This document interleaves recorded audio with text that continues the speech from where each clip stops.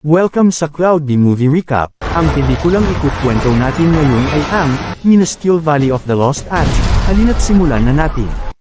Nagsisimula ang pelikula sa isang buntis na babae at ang kanyang asawa na masayang nagpipiknik.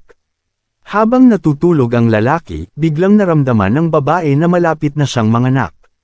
Tinapik niya ang asawa na agad nagising at kumilos ng mabilis. Kinuha ang kanilang mga bag at basket ng piknik at dali-daling tumakbo papunta sa kanilang pulang kotse. Dahil sa pagmamadali, naiwan nila ang lahat ng gamit, ang kumot, mga prutas, at pagkain na kanilang dinala. May mag-asawang ladybug na nagtuturo sa tatlo nilang anak kung paano lumipad. Isa sa mga bata ang nahulog at tumama ang katawan sa isang bato. Lumilipad sa paligid ang pamilya ng ladybug at enjoy ng mga bata ang paglipad. Ngunit ang isa sa mga batang ladybug ay inatake ng 5 langaw.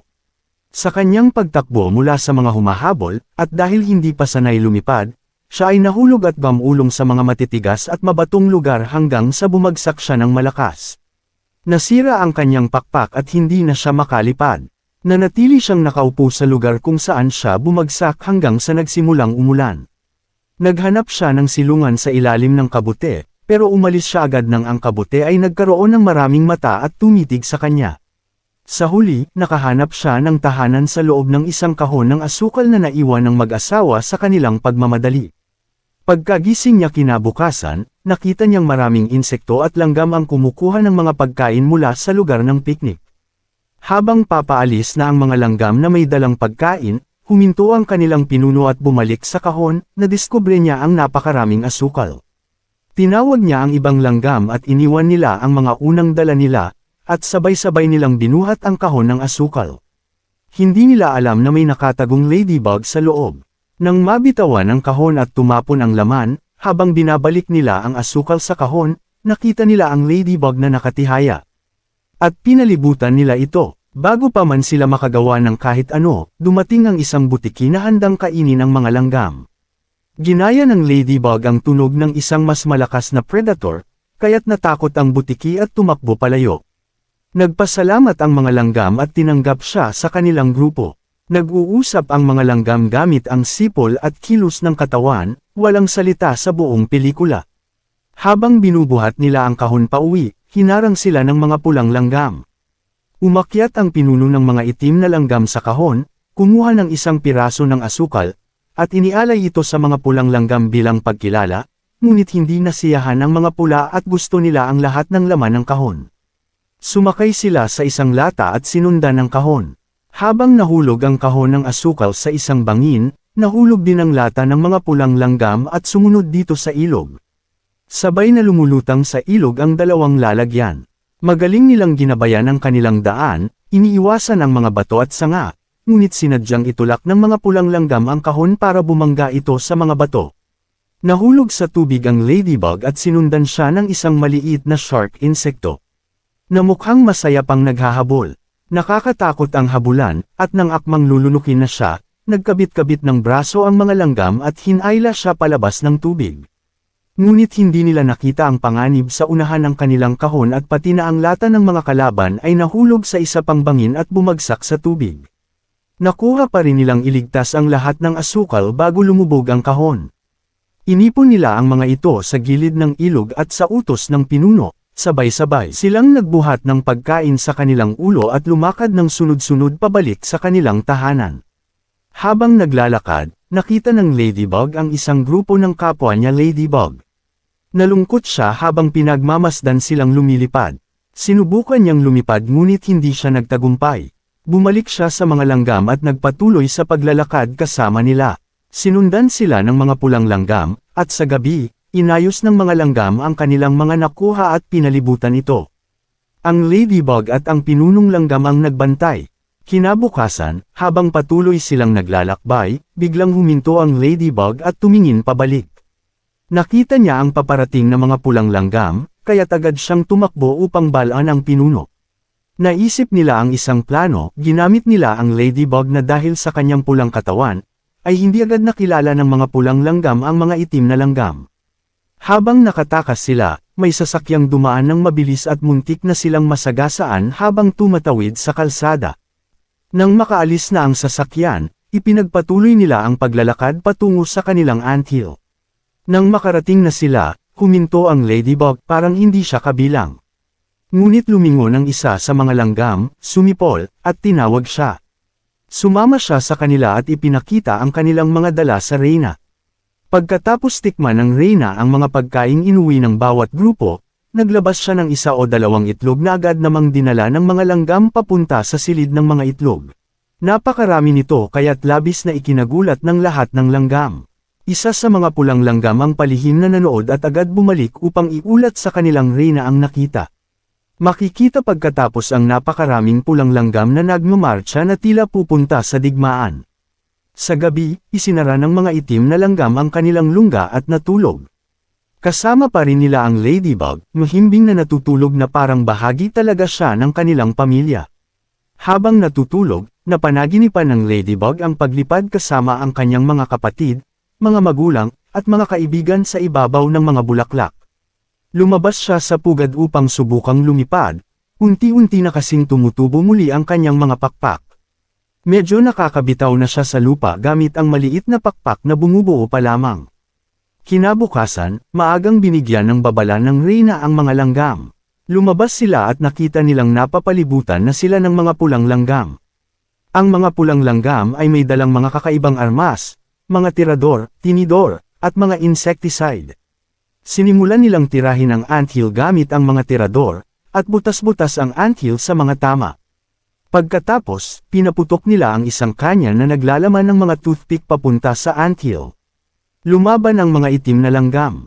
Una nilang ibinagsak ang isang kahon ng cotton bud sa grupo ng mga pulang langgam. Sumunod ay mga vial na may lamang gamot na ibinagsak sa mga umaatake. Ngunit mas maraming armas ang mga pula. Ilang itim na langgam at ang ladybug ang nagtungo sa reyna upang kumonsulta. Maya-maya, bumaba ang isang langgam at ang ladybug sa isang silid kung saan may langgam na nakatingin sa tila isang board game na may mga numero. Inayos ng langgam ang mga numero sa board at nag-iwan ng maliit na butas. Nakipag-ugnayan sila sa langgam na may hawak ng mga armas. Umalis ito at bumalik na may dalang kahon ng posporo at binuksan ito sa harap ng mga rocket. Dinala ng mga langgam ang mga rocket sa bubong at inihanda ito. Kasabay nito, sinimulan ng mga pulang langgam ang pag-atake sa pasukan ng anthill gamit ang tila isang pinya bilang pambasag. Sa bubong, binuksan ng mga itim na langgam ang kahon ng posporo, kinuha ang isang posporo at sinindihan ang mitya ng isang rocket. Lumipad ito paitaas at sumabog sa gitna ng mga pulang langgam na natakot ng husto. Sa kasamaang palad, nasunog agad ang posporo matapos sindihan ang unang rocket. Nagsaya ang mga pulang langgam at ipinagpatuloy ang pag-atake sa anthill. Ginamit pa rin nila ang pinya, pati mga tirador na may malalaking bato at tinidor. Habang natatakot ang mga itim na langgam, naalala ng ladybug na may nakitang insektong may dalang kahon ng posporo noon. Nagsalita siya sa mga langgam, at gumawa sila ng saranggola para sa kanya. Lumipad siya gamit ito ngunit inatake siya ng insect spray mula sa mga pulang langgam kaya nasira ang saranggola. Napilitan siyang lumipad sa sarili niya, at nagtagumpay siya. Lumipad siya patungong lugar ng picnic, kung saan nila nakuha ang kahon ng asukal. Nakita niya ang kahon ng posporo sa ibabaw ng basket, sinubukan niya itong buhatin ngunit masyadong mabigat. Napansin niyang may insektong papalapit sa kahon, kaya nagtago siya. Binuhat ng maliit na insektong iyon ang kahon at nagsimulang tumakbo. Sinundan siya ng ladybug. Samantala, patuloy ang labanan. Malakas ang pag-atake ng mga pulang langgam sa anthill gamit ang pinya. Isang langgam na nakabantay ay naghihintay sa pagbabalik ng ladybug. Sinundan pa rin ng ladybug ang insektong may dalang kahon ng posporo na dinala ito sa isang maliit na bahay na gawa sa ladrillo. Sumunod sa kanya ang ladybug kahit sa tubig. Biglang sumulpot ang isang polaka mula sa tubig at tumitig sa ladybug. Habang nahanap ng ladybug ang isang posporo, bigla siyang sinunggaban ng polaka, binagsak ang bahay at sinubukang hilahin siya palabas sa bintana. Isang maganda at makulay na parang ng mga bulaklak ang ipinakita, parang alaala mula sa nakaraan. Masayang lumilipad ang mga insektong gaya niya sa ibabaw ng kabuteng may canopy. Nagising ang ladybug habang may tumutugtog na musika sa stereo. Nasa kama siya, inaalagaan ng insektong nakatira sa bahay na bumagsak. Binigyan siya ng bulaklak na sinipsip niya, at saka siya nakiusap na ibigay ang kahon ng posporo. Ibinigay ito ng insekto, at sa pagkakataong ito, nakalipad na siya dala-dala ang kahon. Sa kanyang pagbalik, muli niyang narinig ang malakas at pangungutsyang tawa na narinig niya noong bata pa siya, ang mga langaw na humabol at naging dahilan ng pagkasira ng kanyang pakpak.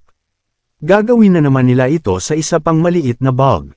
Nabitawan ng ladybug ang kahon ng posporo at sumigaw sa mga langaw.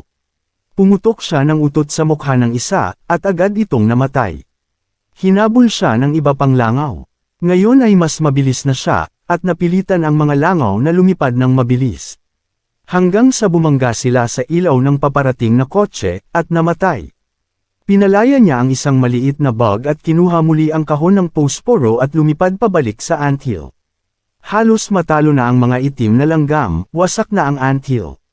Ngunit pagdating ng ladybug dala ang kahon ng posporo, bumalik ang pag-asa sa mga itim na langgam.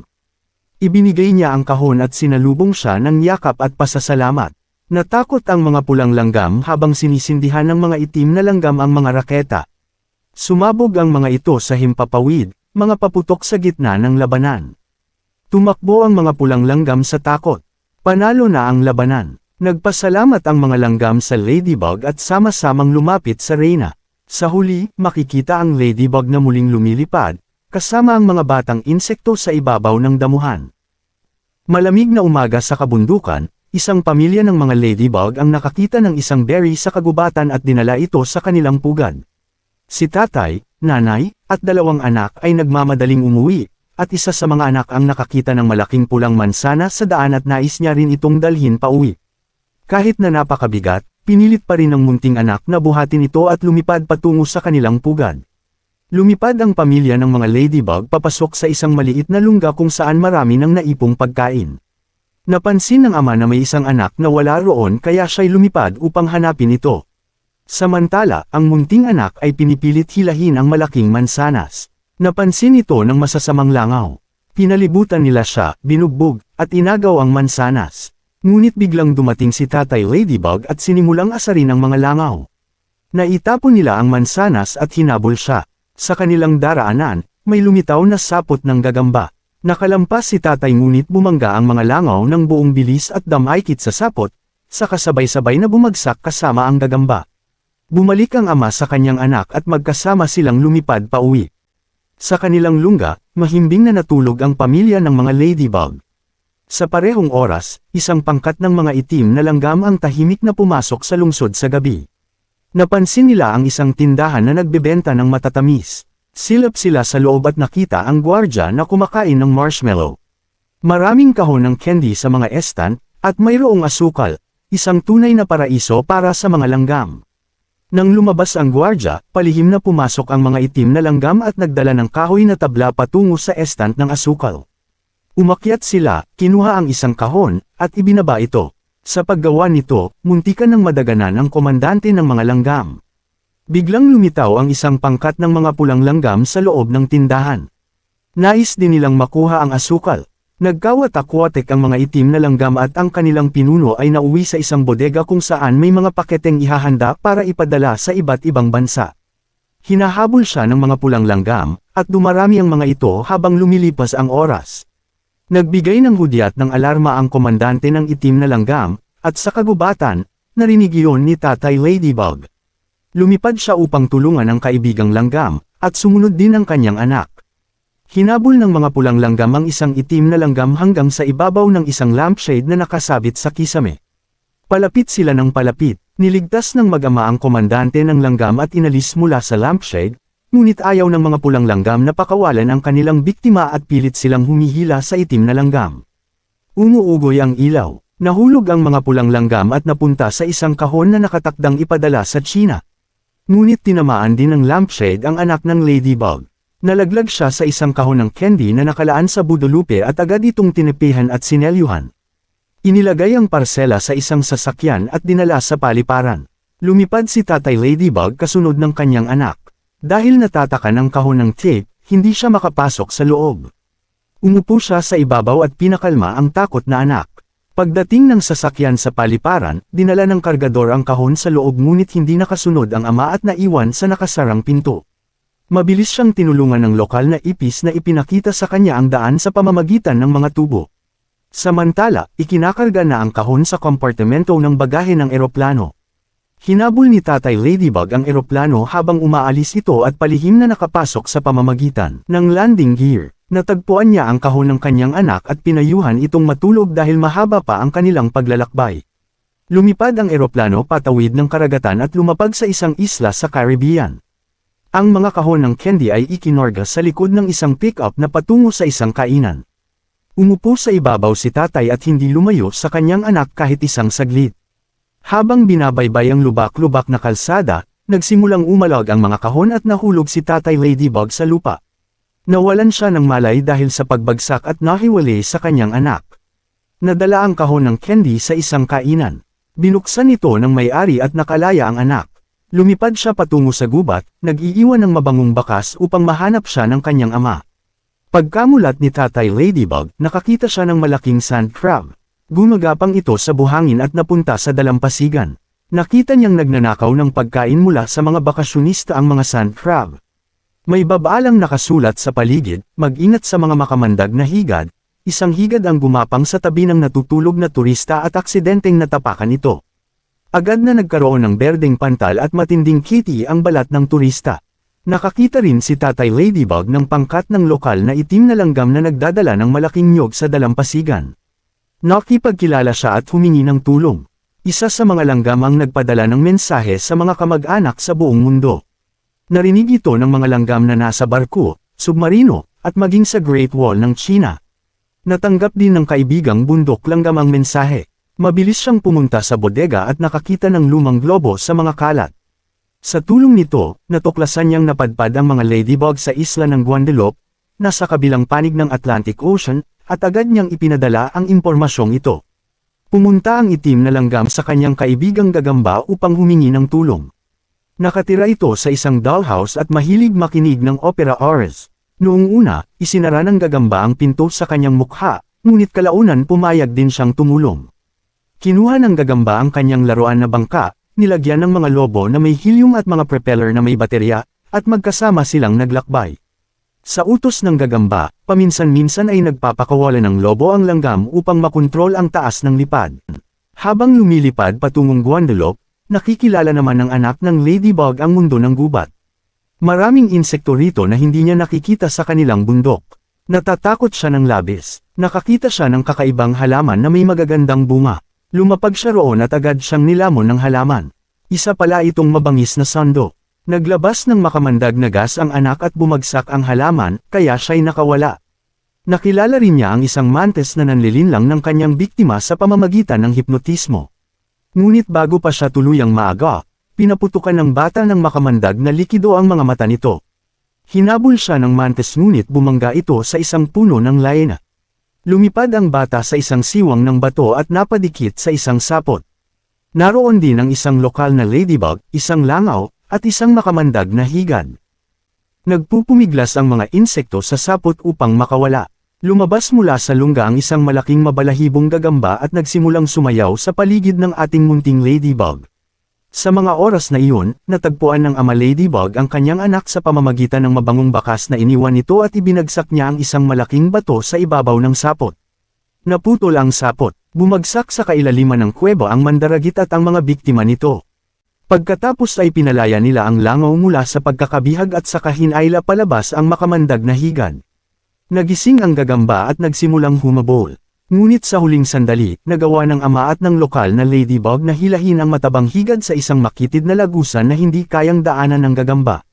Dinala ng ama at ng lokal na ladybug ang kanyang anak sa pugad ng mga katutubong ladybug. Hindi gumagalaw ang bata. Nagsagawa ng seremonya ng paglilibing ang mga insekto. Inilagay ang anak sa isang kuweba na tinakpan ng isang puffball mushroom, binudburan ng pollen, at inawitan ng malulungkot na himig. Samantala, lumilipad sa ibabaw ng Atlantic Ocean ang gagamba at ang langgam. Nagsimula ang bagyo. Hinahampas-hampas ang kanilang sasakyan ng mga alon. Nahilo ang langgam. Tinamaan ng kidlat ang kanilang barko. Pumutok ang mga lobo isa-isa. Bumagsak ang sasakyan sa tubig at lumubog. Nilamon ito ng isang napakalaking peteng. Dumating ang umaga sa Guadalupe at nagkamalay ang anak ng ladybug. Naghalikan sila ng buong lamang ng lokal na ladybug at magkasama silang lumipad sa tabing dagat, naglaro at nagpahinga sa isang bato. Ikinwento ng ama ang kanyang mga karanasan sa mga lokal.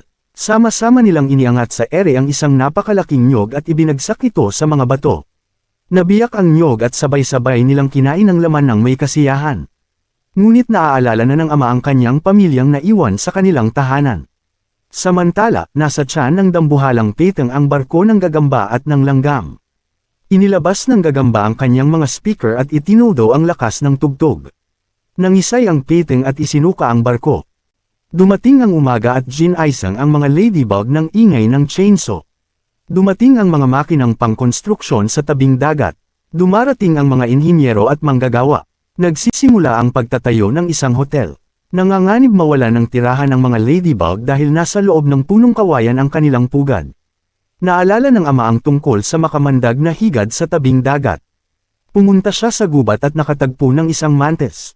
Sinimulang hipnotisan ng mandaragit ang ama at hinawakan siya, ngunit biglang dumating ang anak. Hinayla ang kanyang ama mula sa pagkakahawak ng mantis, at dinala siya palayo sa panganib. Hinabol sila ng mantis at 3 pang kamag-anak nito ang sumali sa habulan. Lumipad ang mag-ama patungo sa baybayin. Wala nang mapuntahan. Pinaligiran sila ng kawan ng mga mantis. Biglang lumitaw ang isang airship na sinasakyan ng gagamba at ng langgam, at sumakay ang mga ladybug dito. Nagdala ang gagamba ng isang sindidong posporo sa isang kwitis na nakakabit sa hulihan ng airship at ito'y sumabog. Natakpan ng usok ang mga mantis at lumipad palayo ang airship. Labis ang tuwa ng langgam at ng ama ladybug na muling magkita. Lumipad ang ating mga bayani patungo sa kuweba ng mga higad at pumasok sa loob. Nakilala ng munting higad na minsan ay iniligtas mula sa sapot ang ama ladybug. Nakilala rin niya ang hari ng mga makamandag na higad. Napakalaki nito. Idinikit niya ang kanyang antena sa ulo ng ama at binasa ang lahat ng impormasyon tungkol sa kanyang paglalakbay at karanasan. Pumayag ang hari ng mga higad na pigilan ang pagtatayo ng hotel. Nagpatuloy ang konstruksyon. Nakakita ang isang inhinyero ng higad sa kanyang kamay at agad itong itinapon sa lupa. Nababalot ng ulap ng makamandag na sangkap na inilabas ng higad ang inhinyero at ang kanyang kasama. Sa harap ng lahat, nagkaroon sila ng berdeng mga pantal. Nakita ng mga tao na natatakpan ng mga higad ang buong dalampasigan. Agad na ipinatigil ang konstruksyon. Ang mga manggagawa na nakasuot ng protection chemical at gas mask ay naglagay ng karatulang nakasulat, "Mag-ingat, makamandag na higad." Umalis ang mga tao sa dalampasigan. Nagpaalam ang mag-ama sa mga lokal na ladybug. Isa-isang gumapang sa kanila ang bawat miyembro ng malaking pamilya at ang huling lumapit ay ang Aborigeno. Sumakay ang mga European ladybug sa barko. Naglayag ang sasakyan pabalik sa kubyerta, naghihintay ang isang malaking makatas na nyog bilang pamamaalam na regalo sa ating mga bayani. Nakaupo sa gilid ang Aborigeno. Palihim na tumingin ang anak sa pampang. Nagpaalam siya sa kanyang ama at muling lumipad pabalik. Natagpuan niya ang lokal na ladybug at muling naghalikan sila ng buong lamang. Bumalik ang airship sa nagyayelong kabundukan. Nagpaalam ang mga magkaibigan at nagsiuwi. Umuwi ang langgam sa kanyang kolonya kung saan natutulog ang kanyang mga kasama. May sorpresa siya para sa kanila. Pagkagising nila, matatagpuan nila ang isang malaking nyog kasama ng ibang mga panestos. Bumalik naman ang gagamba sa kanyang dollhouse. Humiga siya sa malambot na unan at muli niyang pinakinggan ang kanyang paboritong musika. Lumipad ang ama patungo sa lungga, umupo sa tabi ng kanyang natutulog na pamilya at marahang ipinikit ang kanyang mga mata sa pagod. At sa kagubatan sa mga dalasdis ng bundok, muling umuulan ng nyebe.